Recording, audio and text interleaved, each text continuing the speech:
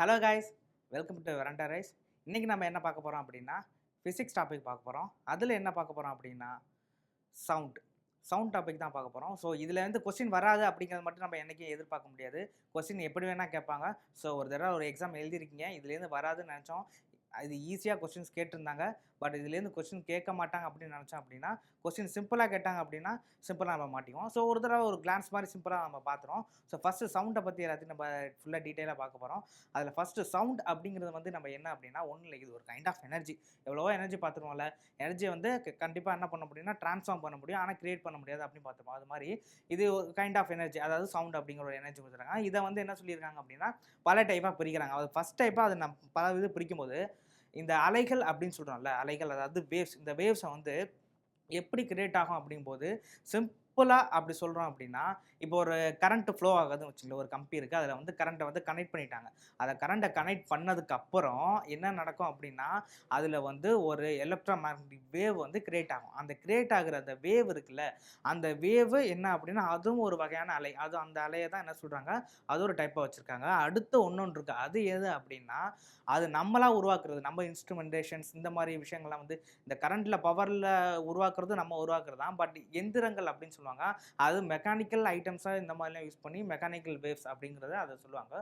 So இந்த மாதிரி 2 டைப்பாக இருக்குது. அந்த 2 டைப்பில் பார்க்கும்போது அந்த மெக்கானிக் டைப்பில் இன்னும் 2 டைப் இருக்குது. அதுதான் இருக்கிறதுல ரொம்ப முக்கியம். அதாவது லாண்டிடியூடல் வேவ்ஸ், அடுத்து என்ன ட்ரான்ஸ்வர்ஸ் வேவ்ஸ் அப்படின்னு 2 வேவ்ஸ் இருக்குது. இந்த 2 வேவ்ஸை பற்றி நம்ம மேக்ஸிமம் சவுண்ட் அப்படிங்கிற வேவ்ஸை இன்க்ளூட் ஆனது இது 2 மட்டும்தான். ஸோ இதை பற்றி நம்ம படித்தாலே போதுமானது இந்த டாப்பிக்கில். ஸோ இதில் பார்க்கும்போது ஃபஸ்ட்டு என்ன, அலைகள். என்னென்ன அலைகள் இருக்குது அப்படின்னு சொல்லி பார்க்குறோமோ, அதாவது வேவ்ஸு. ஸோ அதில் வந்து 2 டைப்பாக பிரிக்கிறாங்க. அதுதான் ஒன்று எலக்ட்ரோ மேக்னெட்டிக்கு, இன்னொன்று என்ன மெக்கானிக்கல் வேவ்ஸ் அப்படின்னு சொல்லி 2ஆக பிரிச்சிருக்காங்க. அதில் 2ஆக பிரிக்கும்போது இதில் என்ன சொல்லியிருக்காங்க, குறுக்கலைகள்னு சொல்லியிருக்காங்க, இன்னொன்று நெட்டலைகள் அப்படின்னு சொல்லியிருக்காங்க. அதாவது டிரான்ஸ்வர்ஸ் வேவ்ஸு, லாங்கிடியூடல் வேவ்ஸ் அப்படின்னு சொல்லி 2 டைப்பாக பிரிச்சிருக்காங்க. இதில் ஒன்றொன்னா வகையா அப்படின்னு சொல்லி பார்க்கும்போது சிம்பிளாக இப்போ நம்ம பார்க்க போகிறது என்ன அப்படின்னா லாங்கிடியூடல் வேவ்ஸ். லாங்கிடியூடல் வேவ்ஸ் அப்படிங்கிறது வந்து என்ன அப்படின்னா, இப்போ சிம்பிளாக ஞாபகம் வச்சு, இப்போ கிராமத்துலேயோ இந்த மாதிரி ஒரு பெரிய தொட்டி மாதிரி வச்சுங்களேன், அதில் வந்து தண்ணி இருக்குது அப்படின்னா நம்ம என்ன பண்ணோம் அப்படின்னா ஒரு கல் எடுத்து அதில் போடுறீங்கன்னு வச்சுங்க. கல் எடுத்து போடும்போது என்ன ஆகும், வேவ்ஸ் கிரியேட் ஆகும்.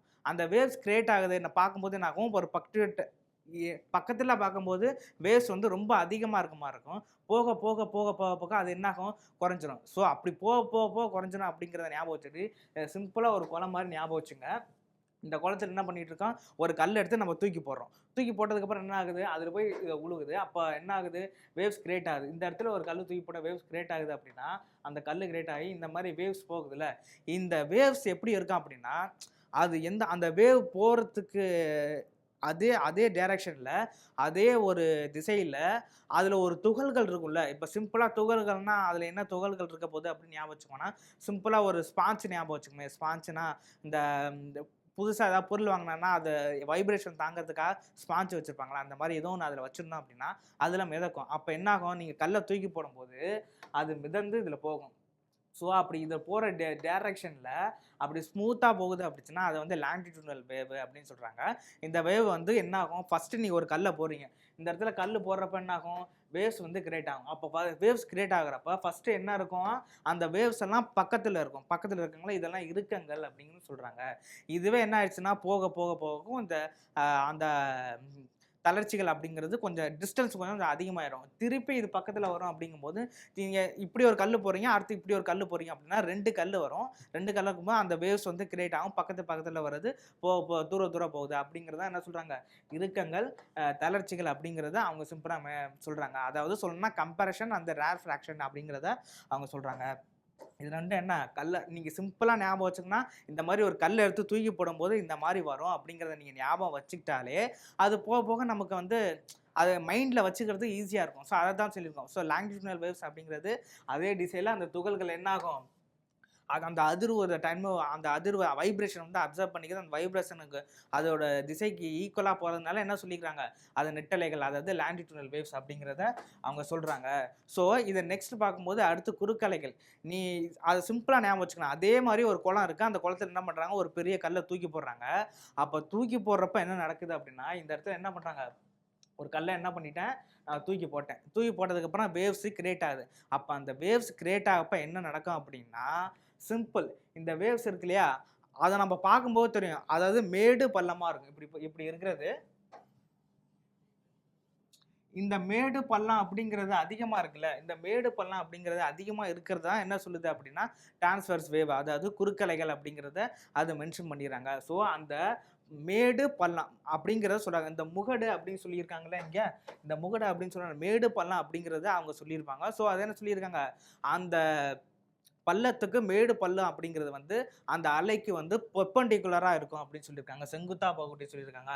ஸோ அந்த அதிர்வு, அந்த துகள்களை வந்து அதிர்வு வந்து என்ன ஆகும் அப்படின்னா பெர்பெண்டிகுலராக இருக்கும். ஸோ இதை அப்படி ஞாபகம் வச்சுக்கிட்டேன் அப்படின்னா, இது ஒரு வேவ் அப்படின்னா இதில் என்ன ஆகுது, இந்த அலைகள் வந்து இது பர்டிகுலர் ஒரு அலை அப்படிங்கிறத வந்து இது ஒரு சுவர் மாதிரி ஞாபகம் வச்சுக்கிட்டேன் அப்படின்னா, இதில் வந்து தண்ணி இருக்குது அப்படின்னா வேவ் வந்து இப்படி போகுது, இப்படி போகுதா, அப்போ என்ன நடக்குது, பள்ளம் மேடா முகடாக இருக்குது. ஆனால் இதை நீங்கள் பார்க்கும்போது எப்படி இருக்கு, இந்த டைரக்ஷனை பார்க்கும்போது இந்த டைரக்ஷன் எப்படி இருக்கு, பெர்பெண்டிகுலர்னு சொல்லலாம்ல. ஸோ இந்த பெர்பெண்டிகுலர் தான் என்ன இந்த மாதிரி வேவ்ஸாக போகுது அப்படின்னு சொல்கிறாங்க.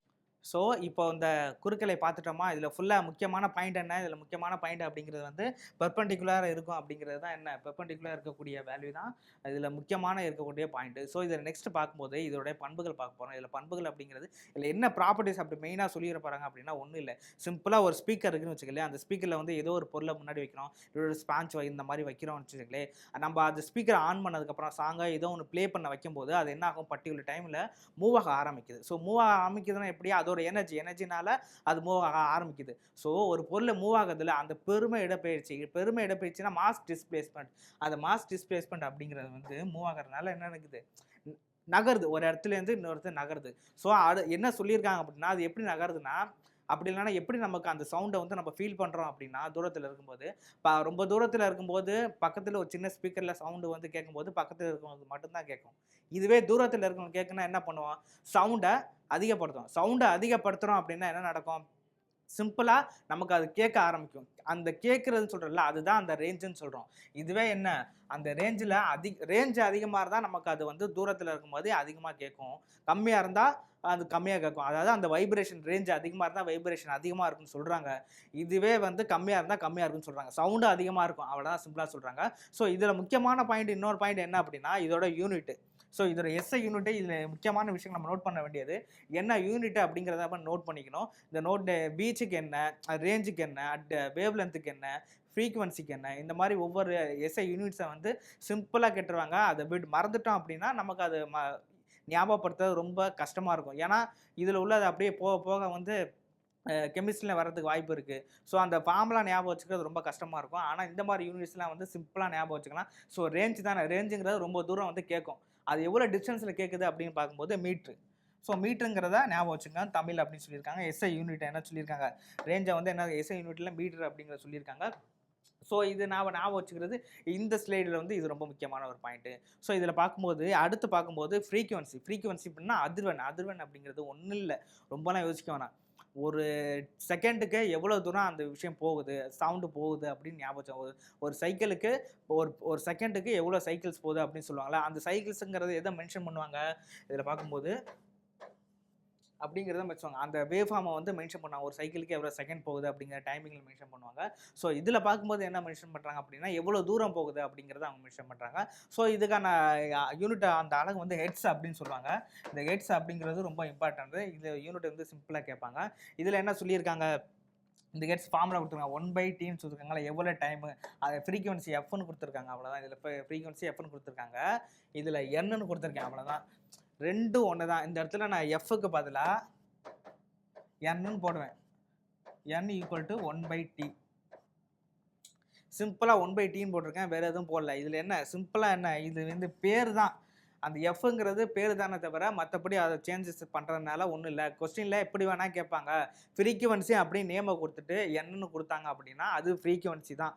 இதுவே ஃப்ரீக்குவன்சி இல்லாமல் வேவ் லென்த்து எஃப்னு கொடுத்துருந்தாங்கன்னா வேவ் லென்த்துனா எஃப்னு தான் அப்படி தான் கொடுப்பாங்க. கொஸ்டினில் எப்படி வேணால் மாற்றி வேணால் கொடுப்பாங்க. ஸோ நம்ம படிச்சுக்கிறத ஞாபகம் வச்சுக்கணும். இதில் வந்து என்ன, இதில் ஹெட்ஸ் என்ன கொடுத்துருக்காங்க, இதோடைய எஸ்ஐ யூனிட் என்னன்னு சொல்லியிருக்கான், ஹெட்ஸ்ன்னு கொடுத்துருக்கானா. ஸோ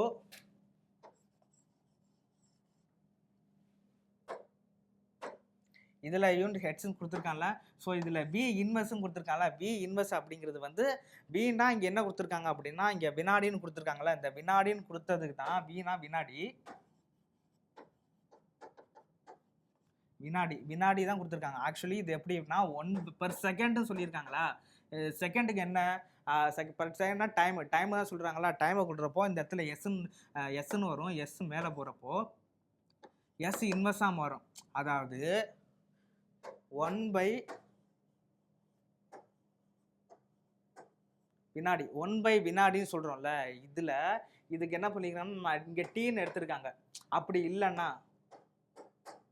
வீன்னு எடுத்திருக்காங்க. ஸோ வீன்னு இருக்கிறது என்ன ஆகும், மேலே போணுச்சு அப்படின்னா 1/வீன்னு இருக்கிறது வி இன்வெர்ஸ்ன்னு சொல்லியிருக்காங்க. இந்த இடத்துல விங்கிறது செகண்ட் டைமை மென்ஷன் பண்ணுறதுனால இங்கே வீன்னு கொடுத்துருக்காங்க. வீன்னா வோல்டேஜ் வோல்ட் மீட்ரு அதெல்லாம் ஞாபகம் வச்சுக்கோங்க. சிம்பிளாக என்ன அப்படின்னா வீனா டைமை வீல வந்து ரெப்ரசன்ட் பண்ணியிருக்காங்க, அவ்வளோதான். ஸோ இதில் பார்க்கும்போது அடுத்து வந்து அந்த ஆசிலேஷன் அப்படிங்கிறது வந்து சிம்பிள். இப்போ வந்து ஒரு கயிறு இந்த மாதிரி தொங்க விட்டுருக்கோன்னு வச்சுங்களேன். இந்த கயிறை தொங்க விட்டதில் இப்போ என்ன நடக்குது அப்படின்னா ஒரு காற்றுலேயே இதுலேயே ஆடுதுன்னு வச்சுங்களேன். அந்த காற்றுல ஆடுறப்போ அந்த துகள்கள் இருக்குல்ல, துகள்கள்னா அதோட இதை வச்சு இங்கே சும்மா வைப்ரேஷன் மாதிரி ஞாபகம் வச்சுங்க. சிம்பிளாக ஞாபகம் வச்சுக்கும் போது அது என்ன அந்த ஒரு அதிர்வை வந்து எடுத்துக்குதுல்ல. ஸோ அந்த அதிர்வை வந்து ஃபுல்லாக எடுத்துக்கிறதுக்கு அதுக்கு ஒரு டைம் தேவைப்படுது இல்லை. அந்த டைமை தான் என்ன சொல்கிறாங்க ஆசிலேஷன் பீரியடு அப்படின்னு சொல்கிறாங்க. ஸோ ஆசிலேஷன் பீரியட் அப்படிங்கிறது என்ன சொல்கிறாங்க, எவ்வளோ தூரம் வந்து அதோட முழுசாக அந்த துகள்கள் வந்து அப்சர்வ் பண்ணிக்குது அப்படின்னு அந்த பார்ட்டிக்கல் வந்து அப்சர்வ் பண்ணிக்குன்னு சொல்கிறாங்க. இதில் முக்கியமான விஷயம் என்ன அப்படின்னா எஸ்ஐ யூனிட் தான். ஸோ என்ன யூனிட் அப்படிங்கிறத ஞாபகம் வச்சுக்கணும். வினாடி அப்படின்னு சொல்லியிருக்காங்க. எஸ்ஐ யூனிட் அப்படிங்கிறது வந்து செகண்ட் அப்படின்னு சொல்லியிருக்காங்க. ஸோ இதை யூனிட் ஞாபகம் வச்சுக்கிட்டாலும் இதில் வந்து போகணுமானது. ஸோ இதில் ஆசிலேஷன் பீரியட் அப்படின்னு சொல்லி பார்த்துருவோம். இதில் முக்கியமான என்ன யூனிட்டுங்கிறது என்ன சொல்லியிருக்கேன், வினாடின்னு சொல்லியிருக்கேன். வினாடினா என்ன செகண்ட்னு சொல்லியிருக்கேன். ஸோ செகண்ட் அப்படிங்கிறத ஞாபகம் வச்சுங்க. ஸோ அடுத்து பார்க்கும்போது அடுத்து வந்து எவ்வளோ தூரம், அதாவது அலை நீளம், எவ்வளோ அலை நீளம் போகுது அப்படின்னு சொல்லியிருக்காங்க. ஸோ வேவ் லென்த் எவ்வளோ இருக்குன்னு பார்க்கும்போது இதில் ஒன்றும் இல்லை, வேவ் லென்த்லாம் இல்லை. சிம்பிளாக ஒரு பார்ட்டிக்கல் ஏதோ ஒரு பார்ட்டிக்கல் இருக்குன்னு வச்சுக்கலையே, அந்த பார்ட்டிக்கல் என்ன அப்படின்னா ஒரு வைப்ரேஷன் இருக்குல்ல, அந்த வைப்ரேஷனை அளந்து எடுத்துக்கிறதுக்கு ஒரு டைமிங் இருக்கும். அந்த டைமிங்கில் அந்த ஊடகத்தில் வந்து எவ்வளோ தூரம் போகுது அப்படிங்கிற டிஸ்டன்ஸ், சிம்பிளாக சொன்னோன்னா டிஸ்டன்ஸ் என்ன இருக்கோ அதை தான் சொல்லியிருக்காங்க. இதில் பார்த்தோம் அப்படின்னா இந்த வேவ் இருக்குது.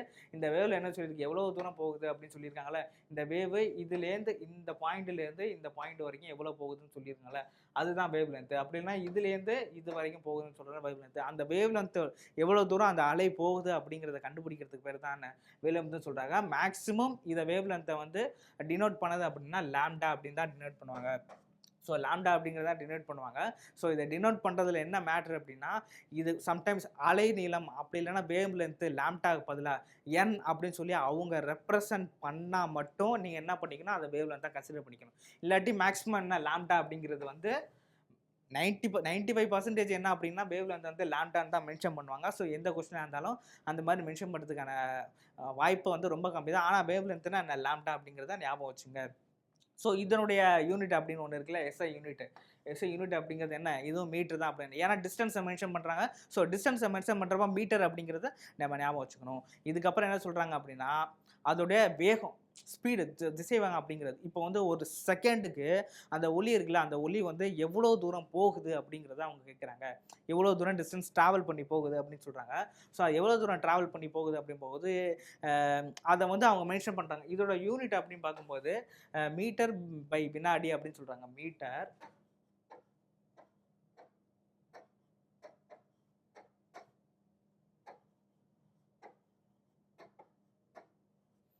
இது எப்படி இருக்கும் அப்படின்னா மீட்டர் பை எஸ்ன்னு கொடுக்கலாம், அல்லாட்டி வின்னு கொடுக்கலாம், என்ன வேணால் கொடுக்கலாம். ஸோ இதில் கொடுத்துருக்கேன் மீட்டர் பை வினாடின்னு சொல்லியிருக்காங்க. பர் வினாடிங்கிறப்போ இதை நான் மேலே கொண்டு போகிறேன். ஸோ மீட்டர் என்ன எஸ்ஸு இன்வெர்ஸ் இதை தான் என்ன சொல்லியிருக்காங்க இங்கே கொடுத்துருக்காங்க. ஸோ என்ன மீட்ரு எவ்வளோ அப்படிங்கிறத என்ன சொல்லியிருக்காங்க, மீட்ரு பர் வினாடி அப்படின்னு சொல்லியிருக்காங்க. அதை மேலே கொண்டப்போ இன்வெர்ஸ் அப்படிங்கிறத சொல்லியிருக்காங்க. ஸோ இந்த மாதிரி சிம்பிளாக கொடுத்துருவாங்க. இல்லாட்டி இந்த மாதிரி ஓப்பனாக டைரெக்டாக கொடுத்துட்டாங்க அப்படின்னா நமக்கு தேவை இந்த யூனிட் எப்படி வந்தது, இந்த பேசிக்கான ஃபார்முலா அப்படிங்கிறது நமக்கு தெரியும்.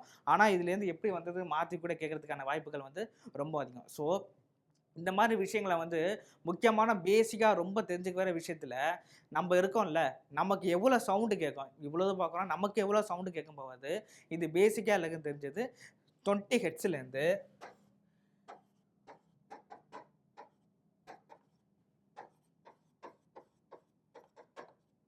கொடுத்துருக்காங்களா? இப்போ எவ்வளோ ஹெர்ட்ஸ் இந்த மாதிரி ஆடியபிள் சவுண்ட் அப்படிங்கிறத சிம்பிளாக கேட்பாங்க. இது மேக்ஸிமம் வந்து எல்லாருக்கும் தெரியும் அப்படிங்கிற ஒரு காரணத்தினால அவங்க என்ன பண்ணிடுவாங்க அப்படின்னா, இந்த 2 பாயிண்ட்டை வந்து நோட் பண்ணிக்குவாங்க. ஸோ இன்ஃப்ரா சவுண்டு வந்து எவ்வளோ போகும், அதாவது 20 ஹெர்ட்ஸை விட கம்மியாக போனால் எவ்வளோ, 20 ஹெர்ட்ஸை விட அதிகமாக போனால் எவ்வளோ. ஸோ இந்த மாதிரியான கொஸ்டின்ஸ் வந்து கேட்கறதுக்கான வாய்ப்பு வந்து இருக்குது. அதோட பேர் என்னன்னு கேட்டுருவாங்க.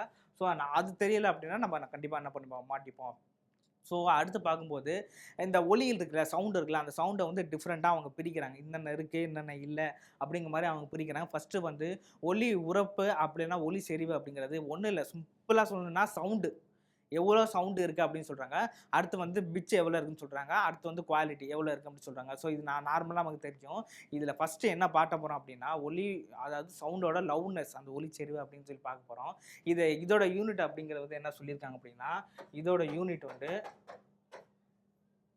டெசிபல் அப்படின்னு அவங்க மென்ஷன் பண்ணாங்க. டெசிபல் அப்படிங்கிறத அவங்க வந்து மென்ஷன் பண்ணிட்டாங்க.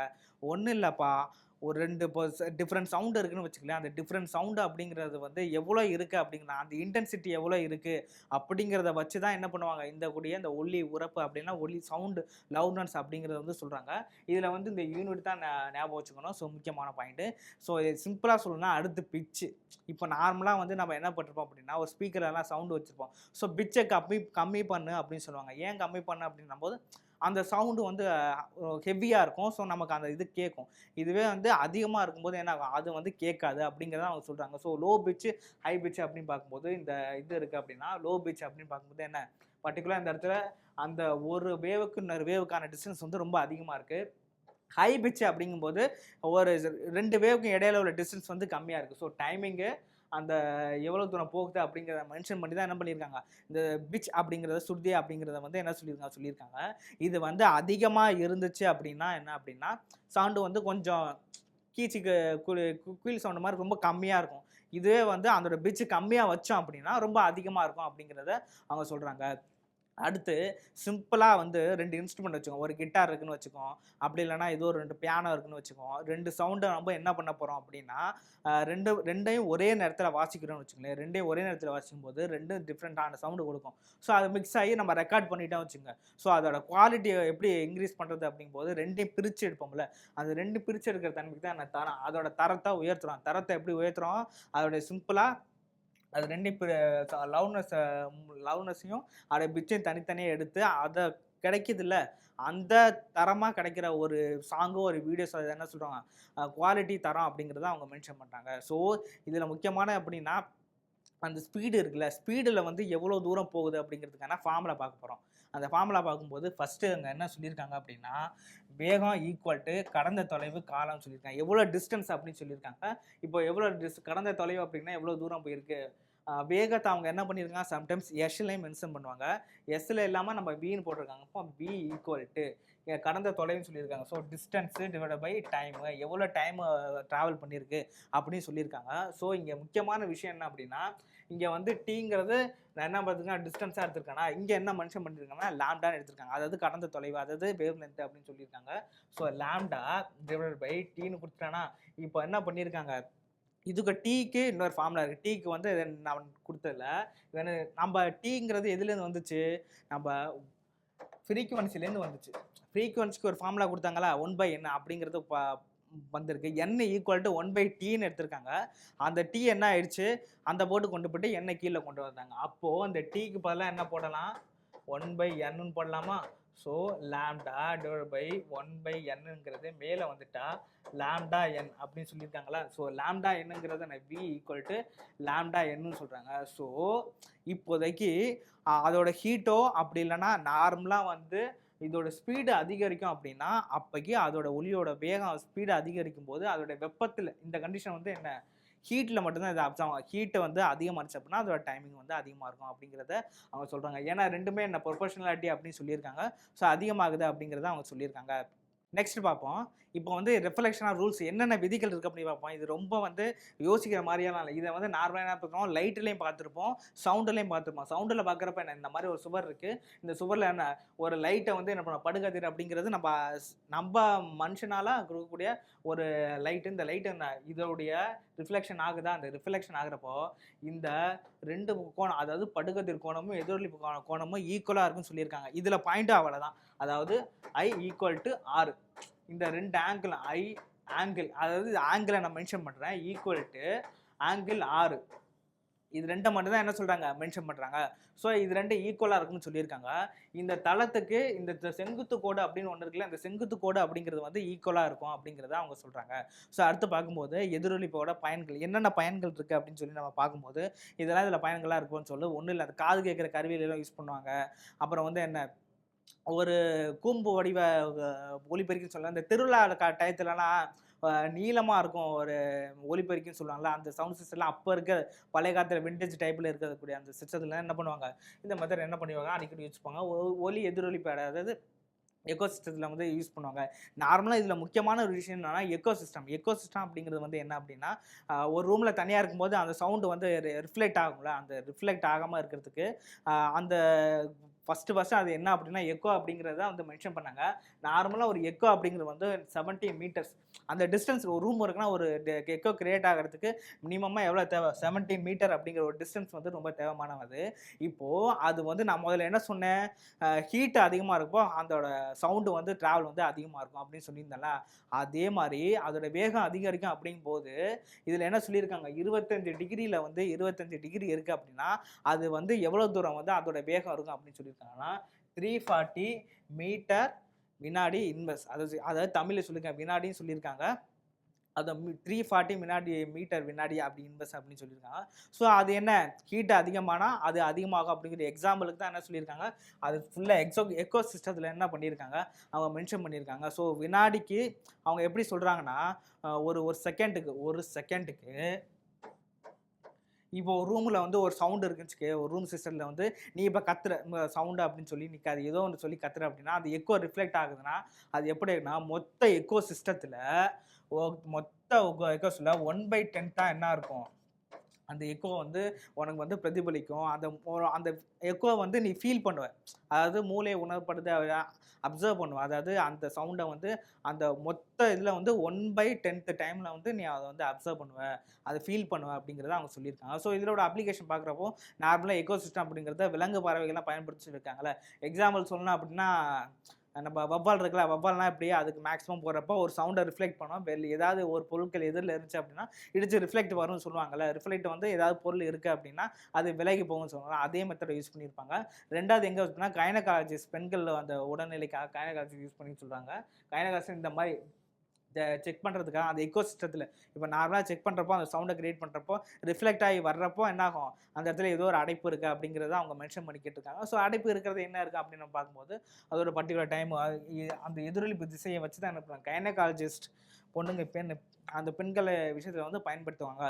ஸோ இது மூலமாக என்ன பண்ண போனால் ஒலியோட திசையை வாங்கும், அது வந்து கண்டுபிடிக்கிறதுக்காகவும் ஈஸியாகவும் நம்ம சவுண்டோட வெலாசிட்டி ஆஃப் சவுண்டு கண்டுபிடிக்கிறதுக்கு ரொம்ப ஈஸியாக இருக்கும் அப்படிங்கிறத அவங்க சொல்கிறாங்க. நெக்ஸ்ட்டு பார்க்கும்போது முக்கியமான விஷயம் என்ன அப்படின்னா டாப்லர் எஃபெக்ட் அப்படிங்கிறது வந்து என்ன அப்படின்னா, இப்போ வந்து ஓட்டுநர் இருக்காங்க, அதை வந்து இப்போ நீ ஒரு காரில் போகிறீங்க அப்படின்னா இந்த டயக்ராம் பார்த்தீங்கன்னா தெரியும், இந்த கார் அப்படின்னா நேராக வருது, ஸ்டாப் ஆகுது, ஒரு சவுண்டை வந்து கிரியேட் பண்ணுது அப்படின்னா என்ன, ஹாரன் அடிக்கிறான்னு வச்சுங்க. இப்போ ஹாரன் அடிச்சு நீ என்ன பண்ணிட்டு இருக்க அப்படின்னா, உங்கள் நேராக போகிற காரை நிப்பாட்டிட்டு டிராஃபிக்லேருந்து திருப்பி வந்து நிப்பாட்டுற அப்படின்னா திருப்பி ஸ்டார்ட் ஆகி வண்டி போக ஆரம்பிக்குது. நீ போகிறப்ப என்ன பண்ணுறான்னா ஹாரன் அடிச்சுட்டே போகிற, அப்போ ஆல்ரெடி ஹாரன் அடிச்சிருப்ப, திருப்பி நீ ஹாரன் அடிச்சுட்டு நிற்கலை, வண்டியை மூவ் பண்ணி நேராக போகிற, அப்போ நேராக போகிறப்ப என்ன நடக்கும், ஆல்ரெடி ஒரு சவுண்டு வேவ் போயிருக்கும், அடுத்து இன்னொரு வேவ் போகிறப்ப பக்கத்துலேயும் போகும், அப்போ 2 வேவும் பக்கத்தில் போகும்ல. ஸோ அந்த கான்செப்ட் தான் என்ன பண்ணியிருக்காங்க, இதில் சவுண்டு போகிறப்ப இந்த பாருங்க பக்கத்தில் போகுதா, ஸோ இப்போ அந்த வேவ் வந்து பக்கத்தில் போகிற விஷயத்த பண்ணியிருக்காங்க. ஸோ இதை தான் என்ன பண்ணியிருக்காங்க, இந்த சோனாரு, சோலார் சிஸ்டம், இந்த மாதிரி சிஸ்டத்தில் என்ன பண்ணியிருப்பாங்க அப்படின்னா மிக்ஸ் பண்ணியிருப்பாங்க. ஸோ இதை யூஸ் பண்ணி என்ன பண்ணியிருக்காங்க அப்படின்னா கடல்லலாம் சோனார் சிஸ்டம்லாம் யூஸ் பண்ணாங்களா, அப்படி அப்போ என்ன ஆகும், அந்த ஆப்போசிட் சைட்லேருந்து வரவங்கள வந்து அவங்க கெஸ் பண்ணுறதுக்கு இந்த மாதிரி மெத்தட் தான் அவங்க யூஸ் பண்ணாங்க. ஸோ செயற்கைக்கோள்லையும் ரேடார்லையும் சொல்லிட்டேன் ரேடார்லையும் சோனார்லையும் என்ன பண்ணியிருக்காங்கன்னா இதெல்லாம் யூஸ் பண்ணுவாங்க. ஸோ வாகனத்துலையும் யூஸ் பண்ணாங்கன்னு சொல்லியிருக்காங்களா, வாகனத்தில் யூஸ் பண்ணாங்க அப்படின்னு பார்க்கும்போது நான் கூட படம் கூட காட்டினேன் இந்த மாதிரி விஷயத்தில் வந்து யூஸ் பண்ணாங்க அப்படிங்கிறது. இந்த மாதிரி நிறைய விஷயம் இருக்குது. இப்போ நான் இதில் என்ன சொல்லியிருக்கேன் அப்படின்னா சிம்பிளாக வந்து ஒரு போன இதில் வந்து சவுண்டுக்கும் லைட்டுக்கும் டிஃப்ரென்ஸ் வந்து நான் சிம்பிளாக காட்டணும் அப்படிங்கிறதுக்காக என்ன பண்ணிட்டேன்னா அந்த லைட்டு டாபிக் எடுக்கிறப்போ நான் இந்த மாதிரி ஒரு டயக்ராம் அதாவது ஒரு டேபிள் காண கொடுத்துருந்தேன். இதில் ஒலியில் என்ன பண்ணியிருக்கேன் அப்படின்னா ஒலினா என்ன சவுண்டில் என்ன கொடுத்துருக்கேன் அதே கொடுத்துருக்கேன். அதில் முக்கியமான என்ன இது ஊடகம் அப்படிங்கிறது தேவை, ஆனால் அந்த லைட்டுக்கு வந்து அது தேவையில்லை அப்படின்னு சொல்லியிருக்காங்க. இதில் நெட்டலைகளாக இருக்கும் அப்படின்னு சொல்லியிருக்காங்க, அது வந்து குறுக்கலைகளாக இருக்குன்னு சொல்லியிருக்காங்க. ஸோ இது சிம்பிளாக கேட்குறது ஏன்னா இந்த மாதிரி டிஃபரன்சியேஷனில் வந்து கேட்டுருவாங்க. இங்கே பாருங்கள் அதோட அலைநீளம் வேவ்லென்த் எவ்வளோ அப்படிங்கிறது இது 4 × 10⁻⁻7 அப்படின்னு அதில் கொடுத்துருக்காங்க. இதில் 1.6 சென்டிமீட்டர் முதல் 1.65 மீட்டர் வரை, அதாவது சென்டிமீட்டர்லேருந்து மீட்டர் வரையும் போகும் அப்படிங்கிறத அவங்க சொல்லியிருக்காங்க. ஸோ இதெல்லாம் சொல்லியிருக்காங்க.